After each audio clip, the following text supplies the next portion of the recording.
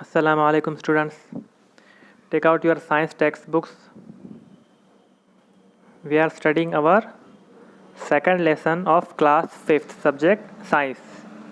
Growing plants. Growing plants के बारे में हम स्टडी कर रहे थे और कहाँ तक स्टडी किया था हमने, यहाँ तक हमने कंप्लीट कर दिया था। और next topic is germination of seed. Germination of seed ये टॉपिक हम स्टार्ट करने वाले हैं आज। Now what is mean by germination of seed? Germination यानी कि सीड का पौधे में कन्वर्ट होना। जब एक सीड पौधा बनता है तो उसे हम क्या कहते हैं? जर्मिनेशन ऑफ सीड कहते हैं। सीड यानी कि बीज को कहते हैं। सीड किसे कहेंगे हम? बीज को सीड कहेंगे। और जर्मिनेशन ऑफ सीड यानी कि सीड का पौधे में कन्वर्ट होना। सीड जब पौधा बन जाता, जब एक बीज पौधा बन जाता तो उसे जर्मिनेशन ऑफ सीड कहते हैं। अब इसके बारे में हम स्टडी करेंगे। And have you seen that seed which you sow, is it you who makes it grow or are we the grower? अल्लाह ताला क्या कर रहा? कुरान में हमसे क्वेश्चन कर रहा है ना। बहुत से लोग हैं जो अल्लाह को नहीं मानते, अल्लाह ताला को नहीं मानते। वो लोग, बहुत से लोग हैं दुनिया में जो ये कहते हैं कि ये दुनिया जो है ये खुद ब खुद चल रही है, ऐसे ही पैदा हो गई और ऐसे ही चल रही है और इसका कोई चलाने वाला नहीं है, इसका कोई पैदा करने वाला नहीं है और इसका कोई ख़त्म करने वाला भी नहीं है।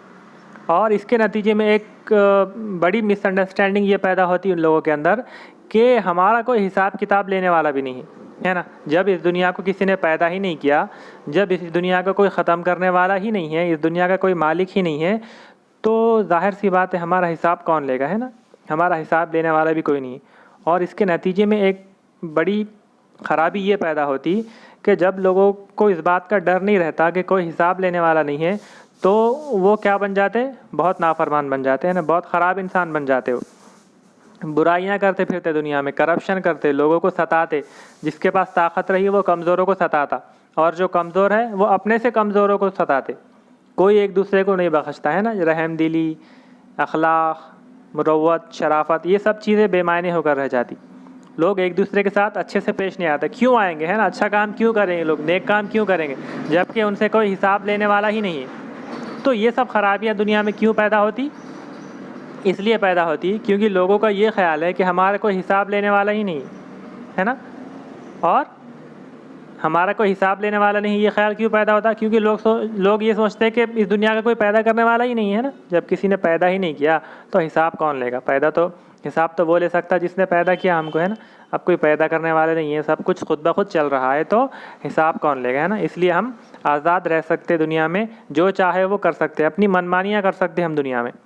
तो उसी के जवाब में अल्लाह ताला ये बात फरमा रहा, लोगों को समझाने के लिए, उनका ये ख्याल चेंज करने के लिए अल्लाह ताला अलग अलग तरीक़ों से कुरान में लोगों को समझाता है कि देखो, इस दुनिया के पैदा करने वाले हम हैं। ये दुनिया ऐसे ही पैदा नहीं हुई, बल्कि इसके पैदा करने वाले हम हैं और इसका हिसाब भी लेने वाले हम। यहाँ पर जो कुछ हो रहा है, ये हर चीज़ इस दुनिया की रिकॉर्ड हो रही है और आखिरत में ये तमाम चीज़ें आपको बताई जाने वाली है कि आपने इस दुनिया में क्या करके आए हैं। तो उसी तरह की एक आयत है यहाँ पर। अब ये जर्मिनेशन ऑफ सीड से मुताल्लिक़ आ गई, इसलिए यहाँ पर उसे कोट कर दिया गया। अब हम देखेंगे इस आयत में क्या फरमा रहा अल्लाह ताला। And have you seen that seed which you so, और क्या तुम देखते हो, क्या तुमने देखा है कभी कि जो बीज तुम बोते हो, है ना। कौन बोता है बीज? ठीक है, हम तो नहीं बोते कभी, है ना। हमने तो कभी कोई बीज नहीं बोया होगा। लेकिन अगर हम गाँव में चले जाएँ तो वहाँ पर किसानों का प्रोफेशन ही ये होता है ना। किसान क्या करते हैं?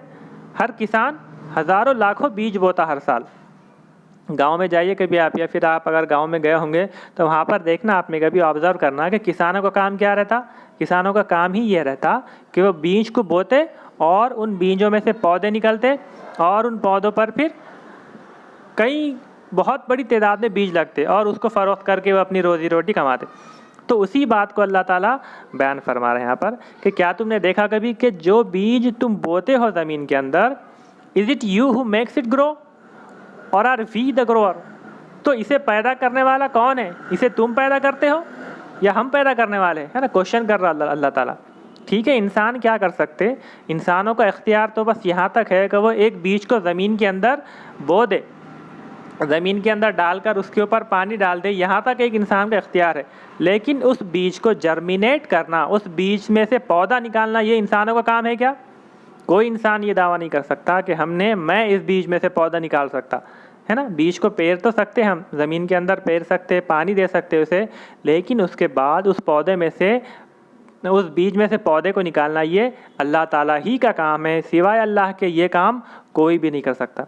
तो उसी बात की तरफ यहाँ पर क्या किया जा रहा, अल्लाह ताला हमें कुरान में इशारा दे रहा है कि देखो एक मामूली सा बीज है ना, एक बहुत मोटी सी एग्जाम्पल है। अल्लाह ताला कुरान में क्या करता है, ऐसी मिसालें देता जो हर एक इंसान की पहुंच में हो। बहुत बड़ी बड़ी एग्जाम्पल्स नहीं देता वो अल्लाह ताला, बल्कि ऐसी मिसालें देता जिसको हर इंसान देख सकता, रोज़ाना रूटीन में उसकी रोज़ाना की लाइफ में आती जाती रहती वही मिसालें, ऐसी मिसालें देता अल्लाह ताला। तो यहाँ पर भी एक वैसी बहुत ही कॉमन एग्जाम्पल दी जा रही कि तुम क्या देखा नहीं तुमने कभी बीज को कि किस तरह से वो ग्रो होता है, तो उससे ग्रो करने वाले तुम है या हम है ना। जाहिर सी बात है इसके ग्रो कोई भी ये दावा नहीं कर सकता। जो लोग इवन अल्लाह ताला को नहीं मानते वो भी ये दावा नहीं कर सकते कि इस बीज को ग्रो करने वाले हम हैं, है ना। वो भी ये नहीं बोल सकते कि हमने इस बीज को ग्रो किया। वो ये बोल सकते कि हमने पेरा है इस बीज को, लेकिन वो ये नहीं बोल सकते कि हम इस बीज को ग्रो करने वाले हैं।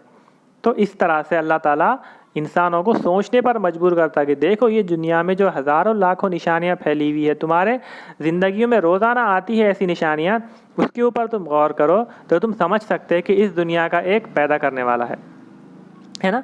तो इसी तरह से यहाँ पर एक आयत बयान की गई थी। अब हम इसके आगे स्टडी करेंगे। The process of a seed changing into a seedling is called germination. अब जर्मिनेशन की डेफिनेशन दी गई यहाँ पर कि the process of a seed changing into a seedling. जब कोई बीज, जब कोई सीड एक सीडलिंग में कन्वर्ट होता, सीडलिंग यानी कि वो छोटा सा पौधा जो बीज से निकलता, उसे कहते हैं सीडलिंग, इज कॉल्ड जर्मिनेशन। उसे क्या कहते हैं, जर्मिनेशन कहते हैं। जब एक बीज एक छोटे से पौधे में कन्वर्ट होता है, बहुत छोटा सा पौधा रहता है वो, तो उस पौधे को क्या कहेंगे हम, उस प्रोसेस को क्या कहेंगे, जर्मिनेशन कहेंगे। The embryo that grows from a seed is called a seedling. अब हमने वो सीड के अंदर वाला छोटा सा पौधा देखा था, है ना। फली के बीज लिए थे हमने, उस फली के बीज को 2 टुकड़े कर देने के बाद उसके अंदर एक जो छोटा सा पौधा, नन्हा सा पौधा जो हमें नज़र आता, वो छोटा सा पौधा क्या कहलाता है, उसे क्या कहते हैं, एम्ब्रियो कहते हैं। उस छोटे से पौधे को एम्ब्रियो कहा जाता है। तो वो जो एम्ब्रियो है वो ग्रो होता, वो एम्ब्रियो ग्रो होता। वो जो छोटा सा पौधा है वो क्या होता, जब हम उसे मिट्टी में डालेंगे और उसे पानी देंगे तो वो पौधा क्या होता, ग्रो होना शुरू होता, बड़ा होना शुरू होता। तो उसे क्या कहते हैं, सीडलिंग कहा जाता है। उस पौधे को, उस एम्ब्रियो को, जब वो एम्ब्रियो ग्रो होता है, बड़ा होता है, तो उस पौधे को क्या कहा जाता है, सीडलिंग कहा जाता है। The embryo that grows from a seed is called a seedling. Not all seeds germinate. अब तमाम सीड्स भी जर्मिनेट नहीं होते हैं ना, बहुत से सीड्स रहते हैं। जब हम जर्मिनेशन करना चाहेंगे उसका, तो कई सीड्स में से कुछ सीड्स ऐसे रहते हैं जो सड़ जाते, गल जाते हैं ना, जो ग्रो नहीं होते, या फिर जो ग्रो होने के बाद जल जाते पौधे। तो हर सीड ग्रो नहीं होता, बल्कि कुछ सीड्स क्या हो जाते हैं, डिस्ट्रॉय भी हो जाते हैं, और कुछ सीड्स ग्रो होते, जर्मिनेट होते। Many seeds are either destroyed by rain or eaten by birds and animals. और बहुत से सीड्स क्या हो जाते हैं, बारिश के ज़रिए डिस्ट्रॉय हो जाते, ख़राब हो जाते, सड़ जाते हैं ना। और eaten by birds and animals. और बहुत से सीड्स क्या होते हैं, बर्ड्स के ज़रिए खा लिए जाते हैं या फिर एनिमल्स उन्हें खा जाते हैं। Seeds germinate only under favourable conditions. अब सीड कब जर्मिनेट होते, सीड्स जर्मिनेट होने के लिए उनकी फेवरेबल कंडीशन होना ज़रूरी है, यानी कि उनकी जो कंडीशंस है ग्रोथ के लिए, वो कंडीशंस उन्हें मिलना ज़रूरी है, वो माहौल, वो इन्वायरमेंट उन्हें मिलना ज़रूरी है, तभी सीड्स क्या होते हैं, ग्रो होते हैं। तो सीड के लिए कैसा इन्वायरमेंट ज़रूरी है, सीड को पहले शुरू तो मॉइस्चर होना है ना। सीड को ग्रो होने के लिए, जर्मिनेट होने के लिए, जर्मिनेशन के लिए उसके मॉइस्चर होना बहुत ज़रूरी है। मॉइस्चर यानी कि नमी, पानी वाला इन्वायरमेंट होना बहुत ज़रूरी है। उसके अतराफ में पानी होना, नमी होना, एकदम पानी भी नहीं होना, वाटर भी नहीं होना, सड़ जाते उससे, बल्कि कैसा होना, मॉइस्चर होना, मिट्टी होना, मिट्टी के अंदर बीज रहना और उसके अंदर थोड़ा सा पानी छिड़क देना, तो उसे कहते हैं मॉइस्चर्ड इन्वायरमेंट।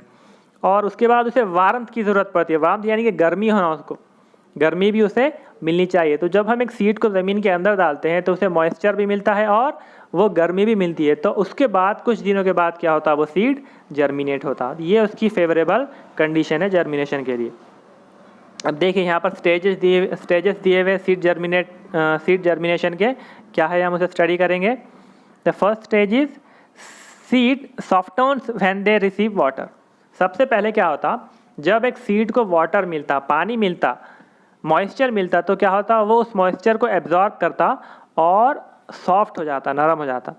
आपने देखा होगा आमतौर पे मटकी खाते हम लोग, है ना, मटकी खाते तो मटकी को क्या करते, पहले कुछ देर पानी में रखा जाता, फिर उसको कपड़े में बांध कर रखते, तो उसके बाद क्या निकलता, उसके अंदर से कुंपल निकलती है ना, बारीक बारीक कुंपलें निकलती है उसमें, सफ़ेद कलर की, वाइट कलर की।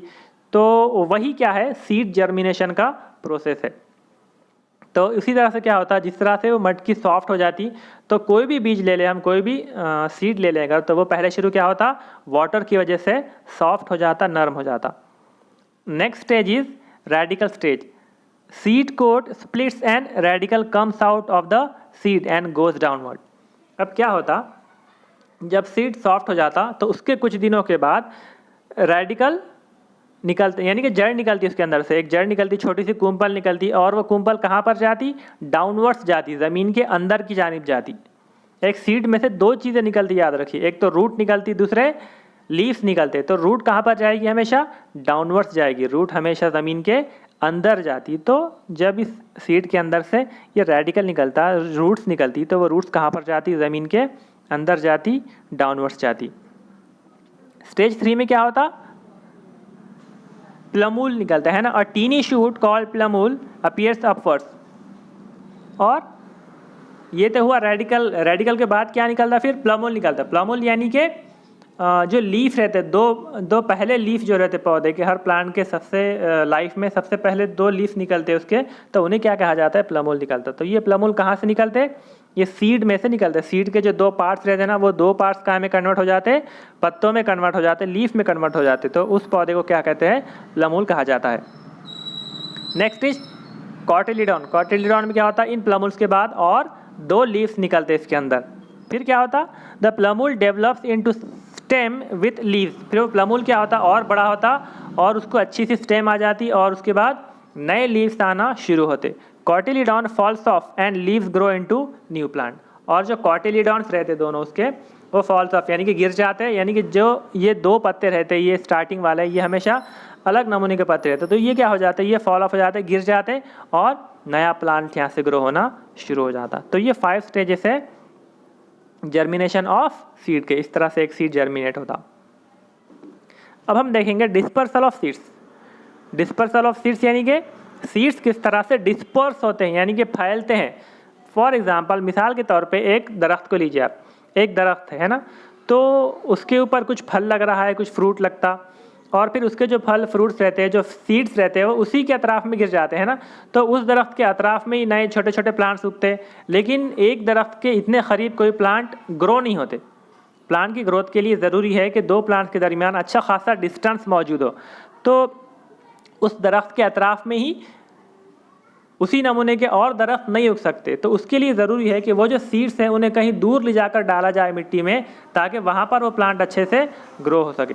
तो अल्लाह ताला ने उसका भी इंतज़ाम कर दिया। देखिए आप, अल्लाह ताला ने क्या कर दिया, उसका भी इंतज़ाम कर दिया, यानी कि वो जो सीड है उसी जगह पर ना रहे, बल्कि कई किलोमीटर दूर जाकर मिट्टी में गिरे और वहाँ पर एक नया पौधा उगना चाहिए। तो इसका इंतज़ाम भी अल्लाह ताला ने किया है, और उसी को क्या कहते हैं, डिस्पर्सल ऑफ सीड, यानी कि सीड्स का एक जगह से दूसरी जगह पर जाना, एक जगह से कई जगहों पर फैल जाना सीड का, उसे कहते हैं dispersal of seed. Seeds require water, air and sunlight to grow. अब सीड को ग्रो होने के लिए किन चीज़ों की ज़रूरत है, वाटर है, एयर है और सनलाइट है ना, इन 3 चीज़ों की ज़रूरत है सीड्स को, प्लांट्स को ग्रो होने के लिए। If all the seeds are gathered at one place, they will not receive enough air and sunlight. अब अगर तमाम सीड्स एक ही जगह पर गिरेंगे, एक ही जगह पर रहेंगे, तो उन्हें इनफ एयर भी नहीं मिलेगी, इनफ सनलाइट भी नहीं मिलेंगे, है ना। इसके एग्जाम्पल समझना है तो देख लीजिए आप, जब एक जगह पर बहुत से लोग जमा हो जाएं, एक ही रूम में, एक ही हॉल में अगर बहुत से लोग जमा हो गए, तो हमें थोड़ी सी घुटन महसूस होती है ना। क्यों होता, क्योंकि एक छोटी सी जगह पर इतने सारे लोग आ गए और उसकी वजह से ऑक्सीजन की कमी हो जाती। तो हम क्या करते, हम किसी खुली जगह पर चले जाते, तो उसकी वजह से हमें क्या लगता, अच्छा फ्रेश महसूस होता। तो उसी तरह प्लांट्स का मामला भी है। अगर एक ही जगह पर, छोटी सी जगह में बहुत से प्लांट्स उग जाएं, तो उनकी ग्रोथ नहीं हो सकती, वो प्लांट्स मुरझा जाते, उन्हें इनफ ऑक्सीजन, इनफ सनलाइट और इनफ कार्बन डाइऑक्साइड, ऑक्सीजन और एयर नहीं मिलती, इसलिए वो अच्छे से ग्रो नहीं हो सकते। So the seeds are dispersed. इसलिए क्या होता, सीड्स डिस्पर्स्ड हो जाती, यानी कि दूर दूर फैल जाते। This process in which seeds are scattered away from the mother plant is called dispersal. अब देखिए डिस्पर्सल की डेफिनेशन दिया यहाँ पर, याद रखिए आप डिस्पर्सल की डेफिनेशन किसे कहते हैं। Dispersal, the process in which seeds are scattered away, ऐसा प्रोसेस जिसके अंदर क्या होता, सीड्स स्कैटर्ड अवे यानी कि दूर दूर फैल जाते, एक दूसरे से दूर दूर चले जाते, बहुत दूर चले जाते एक दूसरे से। कहाँ, अब किससे दूर जाते, from the mother plant. Mother plant यानी कि जिस प्लांट पर वो लगे हुए थे, जिस प्लांट पर वो सीड लगे हुए थे, उगे हुए थे, उस प्लांट से दूर चले जाते, बहुत दूर चले जाते, उस प्रोसेस को क्या कहते हैं, डिस्पर्सल कहते हैं। Different seeds are dispersed by different agents. अब अलग अलग टाइप के सीड्स अलग अलग एजेंट्स के जरिए डिस्पर्स होते।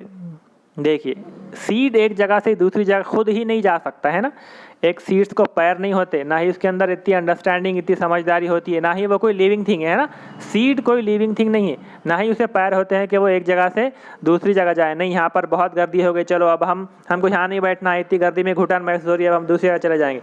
तो सीड ऐसा नहीं कर सकता, बल्कि सीड्स को एक जगह से दूसरी जगह जाने के लिए कुछ एजेंट्स की ज़रूरत पड़ती, कुछ रीजंस होना, उसे कुछ वजूहात होना कि जिसकी वजह से वो एक जगह से दूसरी जगह जाए। तो अल्लाह ताला ने ये रीजंस खुद ही पैदा कर दिए। अब हम देखेंगे कि वो कौन सी चीज़ें हैं जिसकी वजह से सीड एक जगह से दूसरी जगह जाते। Agents of dispersal, agents of dispersal यानी कि जो चीज़ें सीड को एक जगह से दूसरी जगह ले जाने वाली है, उनके बारे में हम स्टडी करेंगे। Seeds dispersed by water are spongy with a fibrous coat that act as a waterproof covering। अब कुछ सीड्स ऐसे रहते जो वाटर की मदद से एक जगह से दूसरी जगह चले जाते। देखिए आप मिसाल के तौर पे एक सीड है, वो नदी में गिर गया है ना, नदी में गिरने के बाद क्या होगा, वो तैरते तैरते तैरते तैरते कई किलोमीटर दूर तक जा सकता है। या फिर एक सीड है समंदर में गिर गया, तो समंदर के जो वेव्स रहते हैं, जो ओशन करंट्स रहते हैं, समंदर की जो लहरें रहती, उसकी मदद से वो सीड क्या होता, एक जगह से दूसरी जगह पहुंच जाता। तो ऐसे सीड्स जो वाटर की मदद से ट्रैवल करते, वाटर की मदद से स्कैटर्ड होते, तो उनकी प्रॉपर्टी क्या रहती, they are spongy with a fibrous coat. वो स्पूंजी रहते, स्पूंजी यानी कि अंदर से बहुत नरम रहते, जिस तरह से कि स्पंज देखा होगा आपने है ना, स्पंज देखा होगा उस तरह से रहते हैं। और फाइब्रस कोट रहता है उनका, ऊपर की जो कोटिंग रहती है उनकी, वो फाइब्रस कोटिंग रहती है, यानी कि पानी की वजह से ख़राब नहीं होते, वो सड़ते नहीं पानी की वजह से। फाइब्रस कोटिंग की वजह से क्या होता, वो पानी में रहकर भी सड़ने से बच जाते। और वो फाइब्रस कोट क्या करता, they act as a waterproof covering, waterproof covering के तौर पर काम करता। This helps the seed to float and reach different regions. अब वो क्या करता है, हल्के होने की वजह से क्या होते, वो स्पूंजी होने की वजह से पानी की सरफेस पर तैरते रहते, और फाइब्रस कोट होने की वजह से सड़ने से बच जाते। और क्या होता, पानी में तैरते तैरते तैरते तैरते दूसरे मकामात पर वो पहुंच जाते। कौन सी एग्जाम्पल है इसकी, कोकोनट, ये इसकी एक बहुत अच्छी एग्जाम्पल है ना। कोकोनट कहाँ पर उगता, ये साहिली एरियाज में उगता, जहाँ पर समंदर के किनारे रहते, समंदर के किनारों पर बहुत ज़्यादा उगने वाला प्लांट है। तो इसके जो सीड्स रहते हैं, इसके सीड्स कैसे रहते हैं, ये जो कोकोनट हम देखते हैं ये खुद एक क्या है, सीड है। कोकोनट जो देखते हैं हम, उसका पानी पीते हैं ना उसे छीलकर, तो ये कोकोनट खुद एक सीड है, इतना बड़ा खुद एक सीड है। इसी के अंदर से क्या निकलता, पौधा निकलता। तो ये किसकी कैसे डिस्पर्स होता है, ये पानी की मदद से, पानी में गिर जाता है समंदर के अंदर, और उनके लहरों की मदद से एक जगह से दूसरी जगह ट्रैवल करता। तो ये क्या हुआ, वाटर एजेंट ऑफ डिस्पर्सल हुआ है ना। वाटर को क्या कह सकते हैं हम, एजेंट ऑफ डिस्पर्सल, यानी कि वाटर क्या कर रहा, इस कोकोनट को एक जगह से दूसरी जगह ले जा रहा। फिर जब ये दूसरी जगह चला जाएगा तो वहाँ पर मिट्टी में रहेगा, उसे पानी मिलेगा, उसे वार्मथ मिलेगी, उसे एयर मिलेगा, सनलाइट मिलेगा, उसकी वजह से वो जर्मिनेट होगा और नया प्लांट वहाँ पर ग्रो होगा। तो ये तो हुआ कोकोनट। अब हम दूसरे सीड्स के बारे में देखेंगे। Some seeds have hooks and spines that help them to attract to the bodies of the animals. अब देखिए कुछ सीड्स के ऊपर क्या रहते हैं, हुक्स और स्पाइन्स रहते, यानी कि कांटे रहते और सामने से मुड़े हुए कांटे रहते ख़ास तौर पे, जिसकी वजह से क्या होता है, जब जानवर चलते तो वो सीड्स उन जानवरों के स्किन के ऊपर, उनके बालों के ऊपर चिपक जाते। ये प्लांट देखिए आपने, ये सीड्स आपने देखे होंगे कभी खेत वगैरह में गए आप अगर, तो वहाँ पर ये बहुत पाए जाते, और हम भी अगर चलने लगे तो चलते चलते हमारे कपड़ों से चिपक जाते हैं ना। तो जब जानवर खेतों में जंगलों में चरने के लिए जाते हैं तो उनके क्या होता है, उनके बॉडी को चिपक जाते, और उनको बॉडी को चिपकने के बाद क्या होता, जब बहुत दूर जानवर एक जगह से दूसरी जगह चले जाते हैं तो वहाँ पर है ना, वहाँ पर ये सीड्स क्या हो जाते हैं, निकाल दिए जाते, या तो जानवर खुद निकाल देते या तो उनके मालिक निकाल देते इन्हें, तो ये सीड एक जगह से दूसरी जगह पहुँच जाते। तो इनका क्या मेथड है डिस्पर्सल का, ये स्पाइन्स और हुक्स जो है इसकी वजह से ये एक जगह से दूसरी जगह जाते। When these animals wander, they carry the seeds to different places, है ना। जब एनिमल ये एक जगह से दूसरे जाते हैं तो ये इस सीड को अपने साथ कैरी करते हुए जाते। क्या नाम है इस सीड का, ज़ैंथियम, इस प्लांट का नाम है ज़ैंथियम। He is the one who sends the winds as a carrier of good news ahead of his mercy। अब और एक बार क्या फरमा रहा अल्लाह ताला, He is the one who sends the winds, वही है जो क्या करता, हवाओं को भेजता as a carrier of good news. किसके तौर पर भेजता, खुशखबरी देने वाली हवाएं भेजता।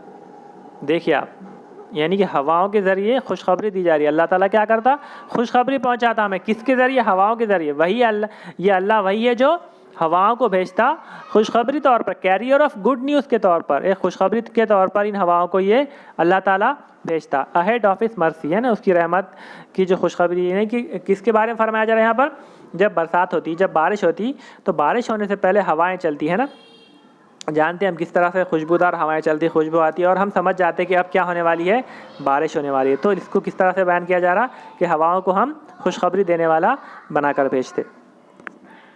Winds are the carrier of mercy that carry the seeds and clouds to the barren land and cause vegetation to grow। अब जो विंड्स होती है ये एक तो क्या होती है, खुशखबरी देने वाली, खुशखबरी देने वाला बनाकर भेजता है अल्लाह ताला इन्हें। किस चीज़ की खुशखबरी देने वाला, बारिश की, बरसात की खुशखबरी देने वाला, है ना। और साथ ही हवाएं क्या करती, क्लाउड्स को एक जगह से दूसरी जगह ले जाती। अब देखिए आप, क्लाउड्स जो फॉर्म होते, क्लाउड्स कहाँ पर बनते ज़्यादातर, जहाँ पर ओशियंस रहते हैं, जहाँ पर समंदर रहते हैं, वहाँ पर बहुत ज़्यादा क्लाउड्स बनते हैं ना। अब उन क्लाउड्स को वहाँ से लेकर हमारी ज़मीन तक लाना है, तो किस तरह से लाएंगे, है ना। आसमान में कोई ट्रेन तो नहीं है, कोई बस तो नहीं है कि जिसे बैठकर वो क्लाउड्स आएंगे। तो ये क्लाउड्स किस तरह से आते हैं, विंड्स के ज़रिए आते हैं। जब हवाएं चलती तो हवाओं के साथ साथ ये क्लाउड्स जो है हमारे जो लैंड के एरियाज़ है उन लैंड के एरियाज़ की तरफ आते, और यहाँ पर क्या होता, बारिश होती। And causes vegetation to grow, तो इसकी मदद से क्या होता, जब ये हवाएं बादलों को लेकर आती और बारिश होती तो उसकी मदद से ज़मीन के ऊपर चारों तरफ हरियाली उगाती। देखिए आप, गर्मी के मौसम का इमेजिनेशन कीजिए, मई के महीने में किस तरह से चारों तरफ बस धूल और मिट्टी नज़र आती सिर्फ, लेकिन जैसे ही बारिश होती तो बारिश होने के बाद चारों तरफ हरियाली छा जाती है ना, सिर्फ हरा ही हरा नज़र आता हमें, चारों तरफ वेजिटेशन, घास फूस उग जाती। तो ये क्यों होता, ये उस बरसात की वजह से होता जो अल्लाह ताला बरसाता। These seeds carried by winds are very small and light in weight so as to get carried away easily। अब इन हवाओं के ज़रिए सिर्फ बादल ही नहीं आते, बल्कि और क्या चीज़ कैरी होती, इन हवाओं के ज़रिए जो सीड्स रहते हैं, छोटे छोटे बारीक बारीक जो सीड्स रहते हैं, जो साइज़ में बहुत छोटे रहते हैं, वो सीड्स भी एक जगह से दूसरी जगह ट्रैवल होते जब बहुत तेज़ हवाएं चलती। देखिए आप, गर्मी के मौसम में ख़ास तौर पर जब हवाएं चलती, धूल मिट्टी उड़ती हवा के साथ, तो उसके साथ साथ जो सीड्स रहते हैं वो सीड्स भी एक जगह से दूसरी जगह ट्रांसफ़र होते, ले जाए जाते। फिर उसके बाद जब बारिश होती तो वो सीड्स क्या हो जाते, ग्रो हो जाते। एग्जाम्पल डैंडिलियन, ये एक प्लांट है जिसके बीज छोटे होते हैं। तो ये क्या होता है, जब गर्मी में चारों तरफ सूखा रहता तो इसके बीज हवाओं के ज़रिए एक जगह से दूसरी जगह फैल जाते। सम सीड्स आर ड्राई, कुछ सीड्स सूखे हुए रहते हैं। दे बर्स्ट ओपन एंड एक्सप्लोड, वो क्या हो जाते हैं, एकदम फोर्स के साथ फटते। जब वो एक कुछ फलियाँ रहती, फलियों के वैसे बीज रहते हैं, वो क्या होता, सूखने के बाद पूरी ताकत से फट जाते हैं, और फटने के बाद क्या होता, वो बीज जो है उसके चारों तरफ उड़ जाते हवा में और चारों तरफ फैल जाते। ये प्लांट देखिए आपने, ये देखा होगा है ना, ये प्लांट्स का जो बीज रहता, सीड रहता, ये उड़ते उड़ते अक्सर हमने हमारे अतराफ में आते हुए हमने देखा होगा। ये भी क्या है, एक तरह के प्लांट का सीड है। तो हवा के ज़रिए ये उड़कर चारों तरफ फैल जाता। Due to the force of explosion they scatter away, example poppy, जो उनका फोर्स ऑफ एक्सप्लोजन रहता, वो जो उसका सीड ज़ोर से फट जाता और फट के क्या होता, चारों तरफ वो फैल जाता। और इस प्लांट का नाम क्या है, पॉपी इस प्लांट का नाम है। अब कुछ यहाँ पर फिल इन द ब्लैंक्स दिए हुए हैं, इसे सॉल्व कीजिए आप। सीड हैव डैश कॉटिलीडॉन्स, है ना, कितने कॉटिलीडॉन्स होते हैं सीड में? 3 2 4 2 होते हैं। The baby plant that grows out of a seed is called a dash, baby plant जो सीड से ग्रो होता है उसे क्या कहते हैं? सीडलिंग कहते हैं। Seeds require water, air, sunlight and dash to grow, seed को किन चीज़ों की ज़रूरत है? वाटर की, एयर की, सनलाइट और उसके बाद वार्मथ की उससे ज़रूरत होती है। हीट और कोल्ड की नहीं होती बल्कि वार्मथ की उससे ज़रूरत होती है। ठीक है स्टूडेंट्स, इसके बाद हम इंशाल्लाह कल के लेक्चर में देखेंगे। यहाँ तक आज हम कंप्लीट करके आज अपने लेसन को ख़त्म करेंगे इंशाल्लाह। थैंक यू, जज़ाकल्लाह, अस्सलाम वालेकुम।